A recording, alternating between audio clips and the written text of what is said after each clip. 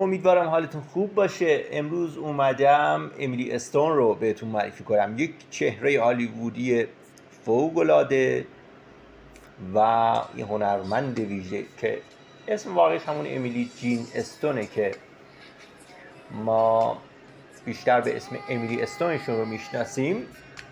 تاریخ تولد 6 نوامبر 1988، متولد شهر اسکاتزدل آریزونای ایالات متحده آمریکا. متأهل زندگی تقریبا کم حاشیه‌ای نسبت به سایر بازیگرا داره. شهرت جهانی این خانم برمیگرده به فیلم مرد عنکبوتی.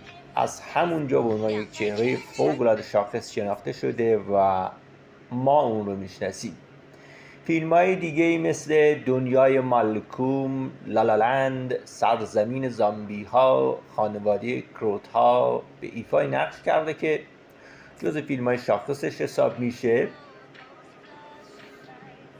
هنرمند بالفطری به نظرم حساب میشه و جایزه های زیادی هم گرفته. تو گلدن گلوب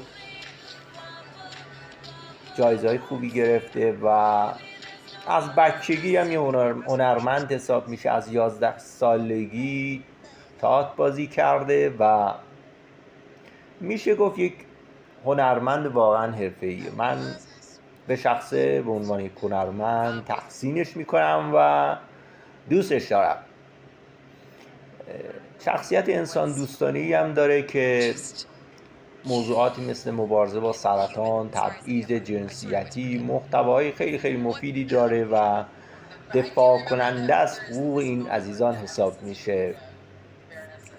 دوستایی که دوست دارن محتوای با ارزش در مورد هنرمندان، بلاگرها و خیلی کسایی که شما دوست دارید ما بسازیم، ممنون میشم سابسکرایب کنید. لطف کنید دیگه ما رو یکم تحمل کنید و اجازه بدید که محتوای خوب تولید کنیم و شما هم لذت ببرید. ما رو سابسکرایب کنید.